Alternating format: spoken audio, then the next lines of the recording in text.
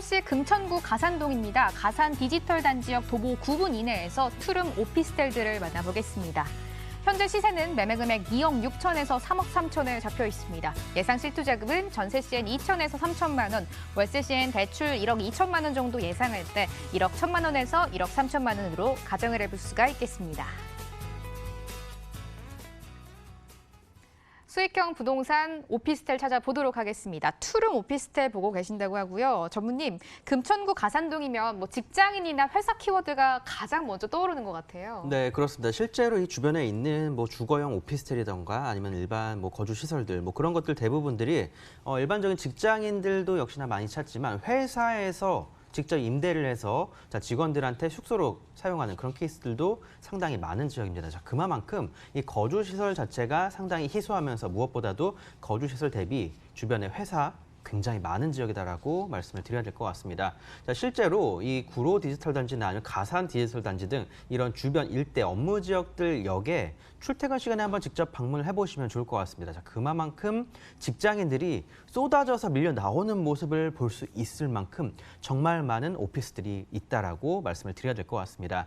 이 지역 자체가 옛날 같은 경우에는 이런 미싱이 돌아가고 선반이 돌아가고 그런 공업 지역이었다라고 한다라면 이제는 그렇지가 않습니다. 디지털 단지라고 할 수 있을 만큼 IT 관련된 회사들이 상당히 많이 들어오고 있는 만큼 이 주변 일대 시설들도 상당히 좀 많이 있기 때문에 큰 걱정은 하지 않으셔도 좋지 않을까 싶고요.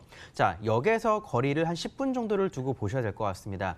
초역세권, 역에서 1, 2분 거리에 이런 거주시설이 있다라면 좋겠지만 앞서 말씀드렸지만 이 주변 지역들은 바로 국가주도 산업단지가 대부분인 지역입니다. 뿐만 아니라 역 주변 일대에 이러한 건물들을 지을 수 있는 자리가 있다라고 한다라면 거주시설이 아니라 지식산업센터라든가 아니면 이런 업무시설들을 주로 건축을 하기 때문에 주변 일대 역에서 초역세권의 거주시설은 거의 없다라고 단언해서 말씀을 드릴 수 있을 정도로 그 희소성 충분하다라고 말씀을 드려보면 좋을 것 같습니다. 희소성을 가져갈 수 있는 투자처들 찾아주신다고 합니다. 가산동에서 투룸 오피스텔 발굴해보고 있는데요. 말씀해 주셨다시피 쥐밸리 역시 핵심 키워드 따라가 볼 수 있을 것 같아요. 네, 그렇습니다. 이 주변 일대 역 이름들을 보게 되면은 가산 디지털 단지와 구로 디지털 단지 같이 이렇게 뒤에 디지털 단지라는 말이 붙어 있습니다. 앞서 잠깐 말씀을 드렸었습니다. 바로 IT 관련된 회사들이 이제는 많이 몰려들 수 있을 지역으로 국가 주도의 국가산업단지가 이 주변 일대에 정말 어마어마하게 형성이 되어 있기 때문에 이 수요자에 대한 걱정 부분들은 하지 않아도 된다라고 다시 한번 말씀드리도록 하겠고요. 예전에는 이 구로와 가산을 좀 따로 놓고 봤다라면 이제는 이 주변 일대 자체가 G밸리라고 해서 대형 업무 시설로 한 번 더 도약을 할 수 있는 다양한 투자가 계속적으로 이루어지고 있다라고 봐야 될 것 같습니다. 일단 정부 입장이나 서울시 입장에서도 계속적인 영종률의 완화 등을 통해서 많은 회사들이 들어오고 무엇보다도 개발이 될 수 있도록 풀어주고 있는 상황이다라고 바라보신다라면 앞으로의 미래에 있어서는 판교 아니면 마포 일대 다양한 업무 지역들 부럽지 않은 곳으로 더욱더 커져 나갈 수 있는 가치 충분하다라고 말씀을 드려보면 좋을 것 같습니다. 무엇보다도 서울 2030 플랜의 한 축에 속하는 부분이기 때문에 그 7광역에 해당되는 부분이기 때문에 앞으로 더 많은 개발들이 예상이 되고 실제로도 많은 부분들을 개발에 있어서 풀어주고 있다라고 말씀드려보면 좋을 것 같습니다. 뿐만 아니라 2024년경에는 신안산선이 이 지역을 관통할 예정인데요. 지금까지는 많은 지하철 노선들이나 아니면 교통 노선들이 좌우로만 이렇게 다녔다라고 한다면 신안산선 같은 경우는 아래에서 위쪽으로 이제 뻗어 나가기 때문에 다양한 지역으로의 물류 이동 조금 더 편해진다 말씀드려보면 좋을 것 같고요. 21년에는 서부 간선도로의 지하화 사업이 완료될 예정입니다. 지금 이 지역들 실제로 차량을 가지고 출퇴근하기는 정말 힘든 지역입니다. 많은 사람들이 출퇴근하고 있지만 지하철을 통해서밖에는 거의 하지 못하는 지역인 만큼 앞으로의 이 지하화 사업이 완료가 된다면 더욱더 많은 물류의 이동과 그리고 출퇴근이 편해지는 지역으로 거듭날 수가 있기 때문에 이 주변 일대의 부동산 가격에 있어서도 한 번 더 큰 움직임이 있지 않을지 예상을 해볼 수가 있겠습니다.